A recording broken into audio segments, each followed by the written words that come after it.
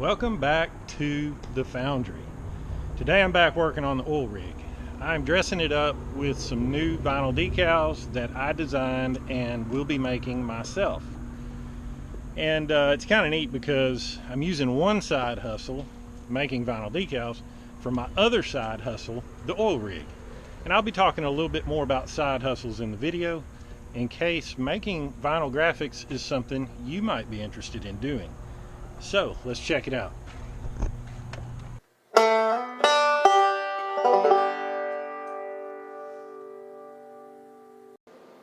All right, got my new logo designed. I did some measuring on the oil rig. Let's cut some decals. I'll start by saying I did brainstorm a few different names and logos for this project. In fact, I went so far as to putting one of them on the rig just to see how I liked it. And I really did like it. In fact, you can see it in my last video, but I decided to change it because it was a little bit broad and I wanted something that was a little bit more focused in terms of what I'm doing with the business. So I redesigned one and ended up going with it, and that's the one I'm making here. So let's talk side hustles. Like, let's say you're looking for something to make money on the side, something enjoyable. Well, the vinyl decal business is something that a lot of different people can do. There's a couple different ways to make money at it. You can work from home. If you have a shop, you can do installations. So there's a lot of opportunity there. And I guess I'll go over a few pros and cons. And the first pro is also the first con, and that is the low barrier to entry. It doesn't cost all that much to get the equipment to do this type of work. As such, you will have a lot of competition. But that doesn't mean there's not good opportunity for you, because there's two ways that I have made money with this. One is making decals to sell online, and anybody can do that from home. And I already had an e-commerce business, so it was a no-brainer. And the second one is to sell them locally, and you can really get your foot in something good by installing what you make. Because a lot of people that make vinyl graphics, they don't actually install them. They just make them for you, and you have to go install them. Well, if you, having not done it very much, you take it home to install it and you screw it up, which is easy to do if you're not experienced, then you have to go back and buy another one. Whereas if I'm the one selling it and installing it, customers like that, because if I screw it up putting it on, that's on me. I've got to make the customer a new decal. So there's some opportunity there. The way I got into it was really out of necessity. In my types of work that I do, I've got trucks, I've got equipment, and I'm always needing some graphics to put on them for various reasons. Like sometimes I'll restore an older piece of equipment and I'll paint it, and I want to put new decals on it just like the manufacturer had. That's what got me into it. I counted the cost and determined that I was money ahead if I just bought the equipment to make the graphics myself versus going down to the sign shop every time I needed something. And it paid for itself pretty quick. And to offset some of the initial expense, being in business, I know other business owners who have trucks and equipment, and they need graphics done too. And our local sign shop is so busy with, corporate contracts or schools or institutions, whatever. They're always doing clothes, t-shirts, mugs, all sorts of things. And at the time, they didn't even install their own graphics, so you had to install it yourself. And I just really found a good niche to get into, and I focused on commercial truck and equipment fleets.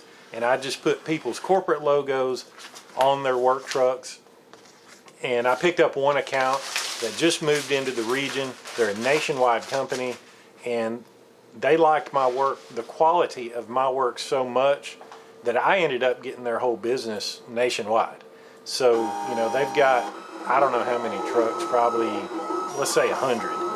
And I did a bunch of them for the fleet that they moved in here. And then as they buy new trucks, regardless of where they are in the country, they call me and I cut the graphics and ship them to them, and they install it. So, you know, just that one account, I was able to pay for my entire initial investment of buying the equipment. And the cutter you see me using here is a 50-inch cutter. I went ahead and started with a big cutter because I didn't want to be limited to the size of the graphics I could make, because I thought, well, some people may want a 4x8 sign, or they might want, you know, I was doing commercial trucks, so like some of them were tanker trucks, and I had to make these big decals to go on the side of these tanks. So I just went ahead and got the big machine. I bought a refurbished one. It really wasn't that expensive. And then later, I bought the smaller machine you see behind this larger one, because I didn't want a whole lot of wear and tear on my big machine doing small graphics, because a lot of the lettering and things you can run that through a smaller machine. That one in the back there, it's a 15-inch, and I do a lot of my lettering and things on that. So overall, you can get into this business for, I'd say I got into it for probably about $2,000. By the time I bought both machines, a good stock of vinyl material of different colors, all the tools, and you know, obviously things are a lot more expensive now than they used to be, but it's still relatively a low barrier to entry to get into this business. Now, I mean, you consider, you know, what are some other side hustles that you would potentially do? Let's say you were going to mow yards, or you were going to do pressure washing or whatever. You've got to spend a significant amount of money on equipment just to get into that, and there's as much competition there as there is here. So you know, it's something that a lot of different people can do, so that's something you can think about if you've thought about maybe trying to get into this. I would say go for it. There's so much opportunity. Now granted, I wouldn't consider it a get-rich-quick scheme by any stretch of the imagination, because small decals that you make to sell online, they're really, really inexpensive, and you're going to be going up against print shops who can stamp them things out so quick and so easy. But like I said, if you do your own installs, and I've made money on the small stuff too. I remember when Yeti cups first came out and got big, everybody wanted their initials or some kind of decal on their Yeti, and I always had a stack of Yetis around to work on. And so in the evenings when I'd get done with my regular work, I'd design and cut decals for the Yeti cups. You know, at $10 a pop, I'd install. Installation was included in that. You know, you can make an extra $100 on a weekend just stamping out decals to go on Yeti cups. So there's a lot of opportunity with it. And in this case, I get to make my own graphics for my own equipment. Now this logo I'm doing here, generally I don't like having to cut a white background to put a logo on, but in this case my oil rig is blue and my logo is blue, so I went ahead and cut that tic-tac shaped background that ended up, you know, meshing really well with my logo, and it doesn't look too bad, so I went ahead and went with it. And you know, if I decide that I need to put this logo on some of my work trucks are all white, so I don't have to have that background. It's just the clean logo to go on the truck, and I think it looks really good. It's simple. I don't like flashy logos. I don't like tons of colors or lots of wording, or you want something very clean, very simple, that catches the eye and generates name recognition, and they recognize it instantly when they see it. You don't want to put a paragraph on the side of a truck. Nobody's going to read that. And if they see it from a distance, it just looks like mumbo jumbo. You want a logo, just a name, and maybe a little bit, like in this case, oil recovery is underneath it. So that's the route I took on this. It turned out well. So when I go to install these things, it's real simple. You do your measurements just to make sure It's not running uphill or downhill. In this case, I'm putting the background on first, and I always use a wet method and a hinge method if the graphic is large enough. In this case, I take masking tape and I hinge across the top. And it depends on the shape of the decal. Sometimes hinging from the side, or there's also a method where you can hinge right through the center. I generally favor the top method, so I get it hinged up. I'm just burnishing it there a little bit to make sure when I pull the transfer tape up, the graphic comes up with it instead of staying on the backing paper that I remove. So I remove the backing paper, and then since I'm using a wet method, I take some application fluid. In this case, it looks like I'm using Rapid Tack, and it works pretty good. I've used it a long time. I've used several different ones. And I take that squeegee, and I'd start at the top, and I just work that thing down, pushing the application fluid out from under that graphic. And what this does versus a dry method is it gives you the ability to work all the air bubbles out of it, because a slab of vinyl that large is going to have some air bubbles. So the easiest way to get those out is to use a wet method and remove them with a squeegee, just like I'm doing here. Next is a little known trick that a lot of people don't do. I spray application fluid back on top of the transfer tape. That transfer tape soaks up the application fluid and begins to release the vinyl decal. That way, when I go to remove the transfer tape, it releases the decal to where it stays on your substrate, stays on, in this case, my oil rig. Otherwise, sometimes it will tend to pull your graphic back up as you pull your transfer tape up.